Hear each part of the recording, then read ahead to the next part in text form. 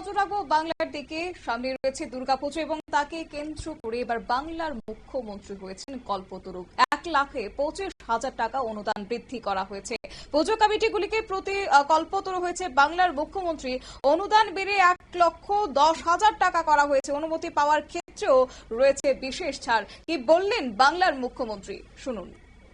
আগের বার ওরা 75% কনসেশন দিয়েছিল, এবার ওটা 80% করে দেবে।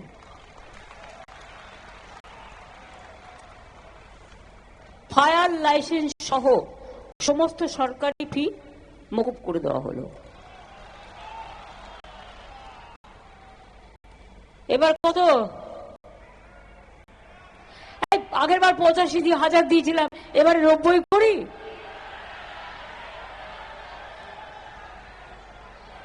আচ্ছা দেখি কোন কারা কি চায়। 90, 95, 1,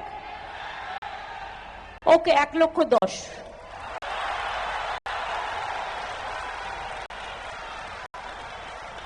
খুশি তো?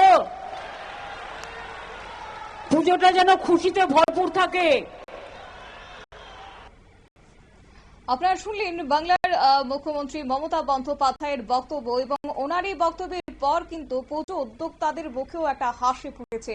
গত বছর যে অনুদান ছিল 85,000 টাকা, তা কিনা এবার 1,10,000 টাকা করা হয়েছে। 25,000 টাকা বাড়ানো হয়েছে, সঙ্গে মকুব করা হয়েছে বিভিন্ন ফায়ার লাইসেন্স থেকে সহ অন্যান্য ফি মকুবের কথাও জানিয়েছেন এদিন মমতা। কি রয়েছে বিস্তারিত, আমাদের সঙ্গে যুক্ত হয়ে গেছে প্রতিনিধি শান্তনু পান। শান্তনু, কি বলবে এই যে 1,00,000 টাকা বৃদ্ধি করে দেওয়া, তা কি শুধুমাত্র সামনে যে নির্বাচন রয়েছে সেই নির্বাচনকে মাথায় রেখে, কি বলবে?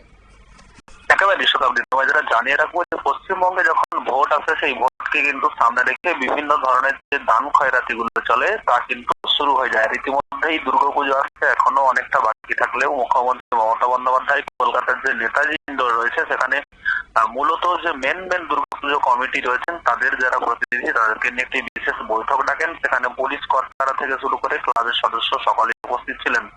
সেখানে তিনি কার্যত আবেগের সুরে ভাসিয়ে দেন এবং তিনি তাদের থেকে জানতে চান যে আপনারা কত পেলে খুশি হবেন।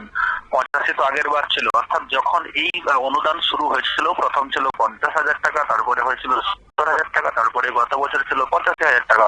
এবং সেখানে তিনি কার্যত যখন দর বাড়ানো হয়, অর্থাৎ কোনো কিছু যখন নিলাম হয় সেই নিলামের মতো করে কার্যত 90, 95 গিয়ে শুরু করে 1,10,000 তিনি শেষ করেন এবং তিনি বলেন যে এতে আপনারা খুশি তো।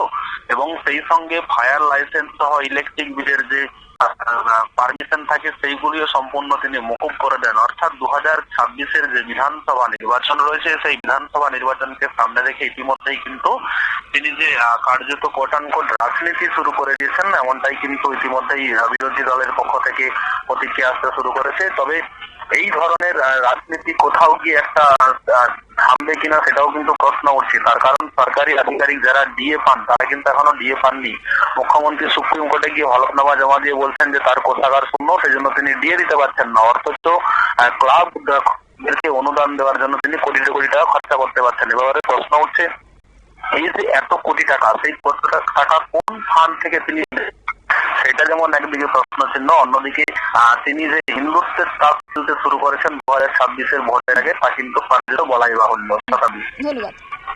আপনারা শুনলেন, অর্থাৎ ইতিমধ্যেই কল্পতরু হয়ে গেছে বাংলার মুখ্যমন্ত্রী মমতা বন্দ্যোপাধ্যায়। এবং অবশ্য গত বছর যে বৈঠক তারা করেছিলেন পুজো কমিটির সদস্যদের নিয়ে, সেই সময়ও কিন্তু বাংলার মুখ্যমন্ত্রীর গলায় শোনা গেছিল 2025-এর দুর্গাপুজোর ইঙ্গিত। অবশ্য সেই সময়টাতে তিনি বলেছিলেন যে 1,00,000 টাকা করা হতে পারে, কিন্তু সেই জায়গা থেকে 1,10,000 টাকা করা হয়েছে। ভোটের আগেই কল্পতরু, ভোটের লক্ষ্যকে সামনে রেখে এবং 26-এর বিধানসভা নির্বাচনকে সামনে রেখেই যে এই ঘোষণা এবার রাজনৈতিক মহলের আনাচে কানাচে কিন্তু শুরু হয়ে গেছে। নিয়ে নিচ্ছে ছোট্ট একটি বিজ্ঞাপন বিরতির সঙ্গে থাকুন।